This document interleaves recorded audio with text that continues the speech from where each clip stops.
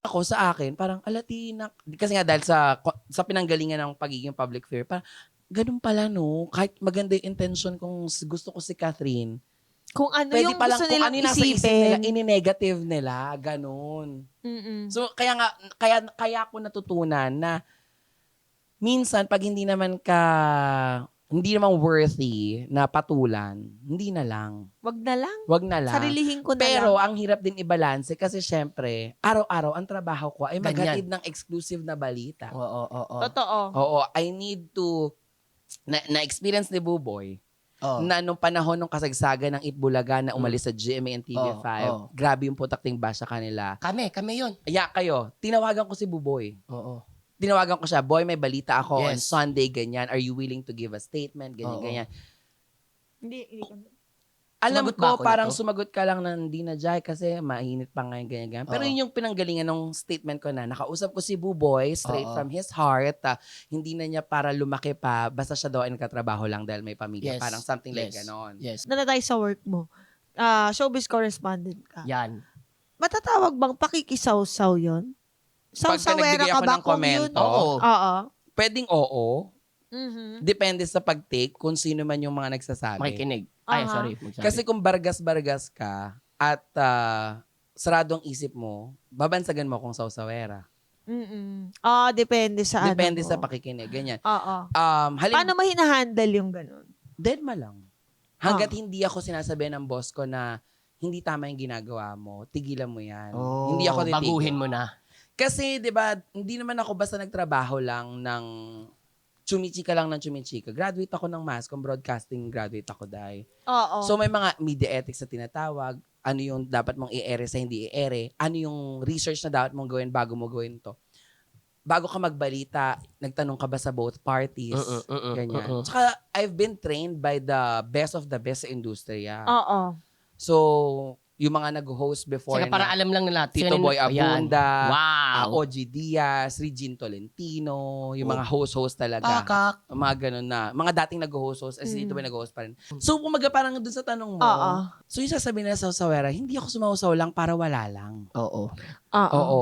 I needed to do that and to deliver yung news na yan because that is my job. Yeah. At lisensyado ka. Bayad ako. Yes. May due May diligence. kontrata ako Oo. para gawin ko yon. Pero, na-experience ko rin naman na ipatawag ako ng management Ayan na. sa top Sa office. anong dahilan? Siguro pwede naman na sigurong ma-mention. Hindi, wag na lang tayo Wag na magbigay. lang. Yung safe lang. Wag na lang. Hindi. Gayo. Hindi. Oo. Hindi. Wag na. Bahala na kayo mag-isip kung sa anong issue ito. I'm sure naman baka may idea. Oo. May isang pumutok na matinding issue talaga. Todo, ganyan. Tapos ang eksena ay, parang feeling ko dito kami nabansagan na Sausawera, ganyan. May pumutok na issue, ganyan. Tapos, maingay siya, nationwide, buong Pilipinas, actually buong mundo, ganyan. Sa showbiz, Oh, ha?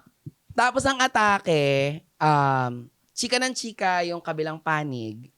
Samantalang kami, nung panig namin, hindi kami chumichika. Siguro nasagad na ako na parang, ganun ba yun? Nadapa na nga, tatadyak-tadyakan mo pa. Okay. Ganon. Okay. Oo. So sabi ko, hindi, kaibigan ko to. Malaki yung tinulong nito sa kung nasaan ako ngayon. I need to stand up. Kasi nung panahon na tumutodo kayong lahat, dikit kayo ng dikit sa taong to, tapos nung may issue siya ngayon, iiwan siya ng ganto-ganto na lang, na parang hindi kayo nakinabang. Oo. Nag-stand up ako na parang, nagsabi ako na, hindi, ganito yung taong yan. Yung sinasabi nyo, hindi ba siya pwede magkamali or something like ganyan? Tinawag akong enabler, tinawag ako na, loyal ako sa kanya, ganyan, pinapakain ako ng ganyan, sinisweldohan ako ng pamilya para ipagtanggol ko siya. Hindi. Tumayo ako bilang kaibigan. Bilang kilala mo kasi Bilang ang kilala ko character sila. niya. At Actually, ang sabi ko nga character nun niya. kung mali man siya at kung totoo man yung pinaparatang sa kanya, ang sabi ko talaga nun, hindi para kayo ang makipaglaban para sa kanya. Siya nga tahimik eh. 'Di ba? Baka kaya siya tumahimik kasi ayaw niya na lang humaba pa at ayaw niya makaapekto pa sa ibang tao. Oo. Bakit ang ingay niyo? Ngayon, hindi siya makalaban. Sige, ako lalaban para sa kanya. That is why, nung pinatawag ako sa top office, ang sabi ko talaga, sorry po, I understand that this is business. I am taking the full responsibility doon sa ginawa kong action, Mhm. sa pagpo-post ko on my social media. Ang sa akin lang po, hindi po ako nanindigan dyan bilang sa trabaho ko. Nanindigan po ako bilang kaibigan. Yun ang Ang ganda. sweet talaga. And then, nun. naintindihan ka ng nasa top office. Yes. Ang nangyari ay walang ginawang sanction. Sabi Hindi ako sa'yo, sumasagot ka pa. Totoo. Gumagaya. Tapos tinalian ako tsaka may mask.